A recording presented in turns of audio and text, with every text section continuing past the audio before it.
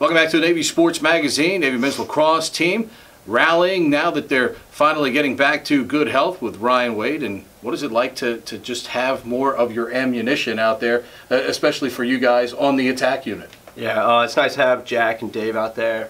Jack's just a physical presence. He's automatically going to draw a ton of attention just based on his size alone. And then Dave's obviously a lethal shooter outside. So, with the combination of both of them, me and Chris, we have a lot more options. We can go through different sets, and a lot more opens up with them out there on the field. When you guys had a game like you did against Lehigh, where every time you find Dave, he's finding the goal.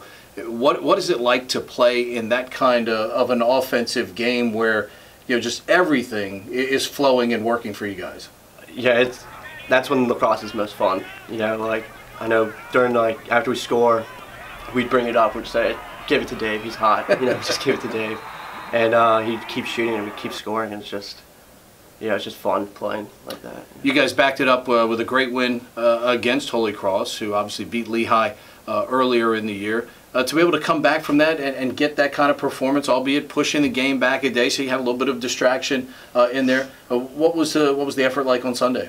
The first half we came out firing. I think we had 5 or 6 goals in the first quarter, and then we were a little sloppy in the second half. But our defense finally played out of their minds. I mean, they didn't give them anything, no opportunities. Our offense, although it was a little slow in the second half, we were still able to keep total control of the game.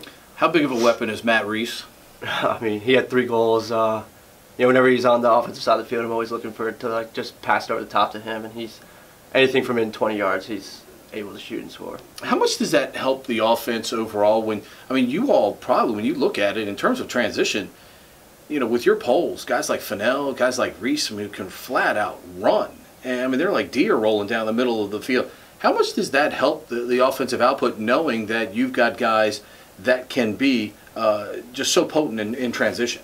Yeah, it's definitely useful, and then you can hear opposing coaches always yelling out 4-4, watch 4-4, and then so it opens up other passing lanes and everything else. So just having them out there is really helpful, and it opens up a lot of opportunities to score. Now that you've gotten all the bodies back, you all have really been a much more diverse offense. Like you said, Dave had 9 against Lehigh.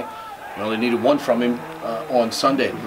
How much have you all been able to expand what you're doing? Because it almost seems as if you've got a thing happening where you're feeding a lot from behind the goal. Grayson maybe dodging and feeding from above goal line now. How much has that helped to make the package that much more diverse and obviously give teams a lot more to think about?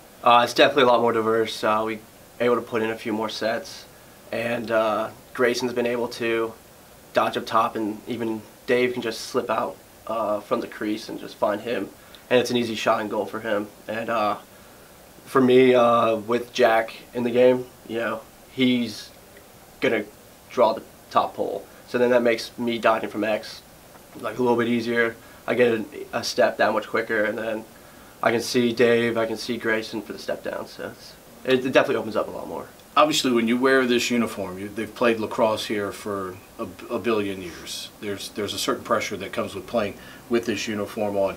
When you all were going through a little bit of a struggle, how do you all keep things together inside the locker room? Because you all never splintered, you never frayed, and you just kind of bided your time until you got everybody back together. Now you guys seem to have that going on the good foot. How did you all keep things together during a time of struggle like that? Yeah, we had a team meeting when we were 2-6, and we just looked at it and said, this is not Navy lacrosse. So we all did our part to get back on track.